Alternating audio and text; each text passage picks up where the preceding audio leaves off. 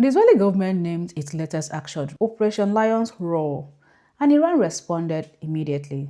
So today what we are watching is a new chapter in the Iran-Israel war, a conflict that escalated dramatically in June 2025. But what we are seeing today is different. It is broader, it is more coordinated, and far more dangerous. But first, let's examine the geographical positions of this country. Iran and Israel do not share a border. There are no tanks crossing territory, so no ground invasion. And so what we are seeing today is air war, missiles, long-range strikes. And to mention that a missile fired from Iran takes roughly 10 to 12 minutes to reach Israel. So that window gives Israel and the United States time to respond. And Israel has some of the world's most advanced defense system. The Iron Dome, Davis Sling, and the Arrow system, coupled with American naval defenses backed in the Mediterranean Sea.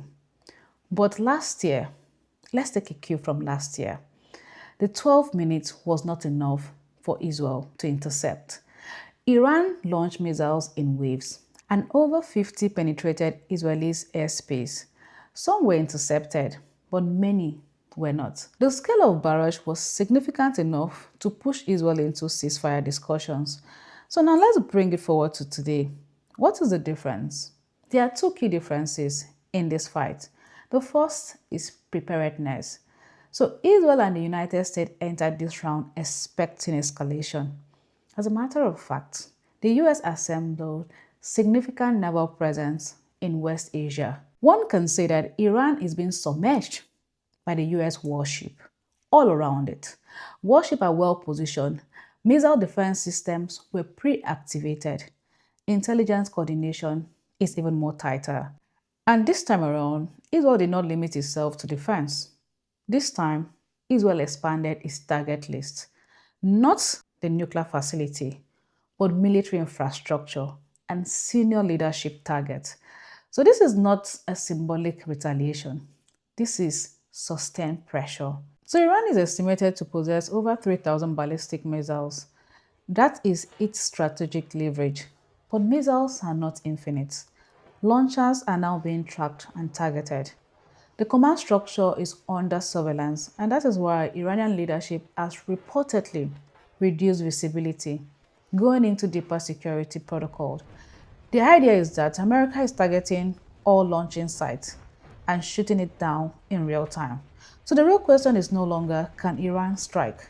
The real question is, can Iran sustain? Because Iran understands something critical. It cannot defeat Israel and the United States in a prolonged conventional war. So what does Tehran do? It raises the cost of the fight for everyone, not just for Israel, but for the entire region.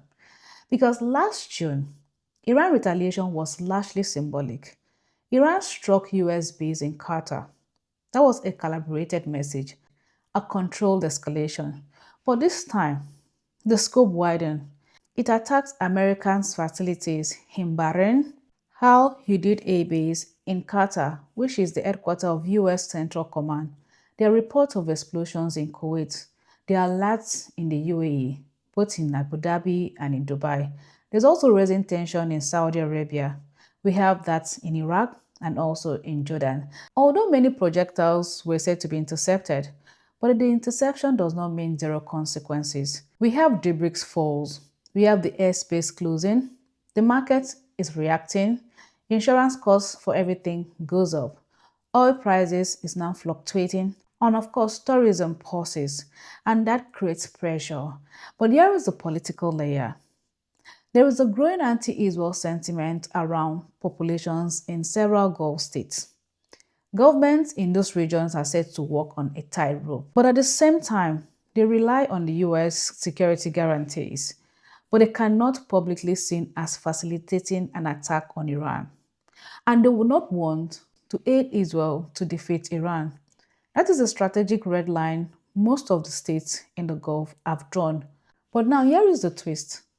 At the same time, the Gulf state wants to protect their economies. They want to protect internal stability.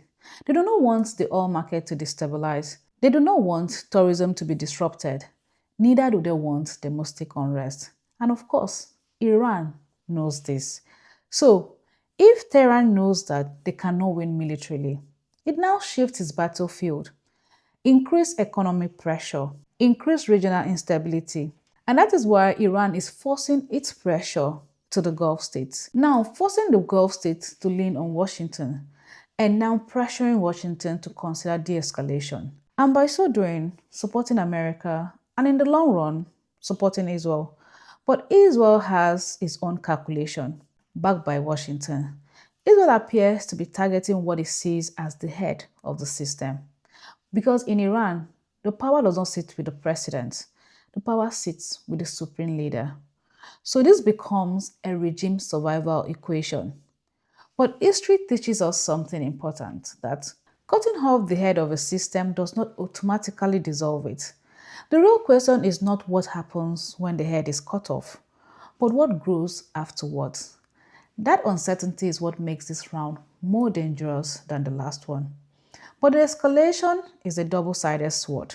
And this time, every move carries consequences, far beyond Tehran and Tel Aviv. It is a truth at a time. Take care and have a nice day.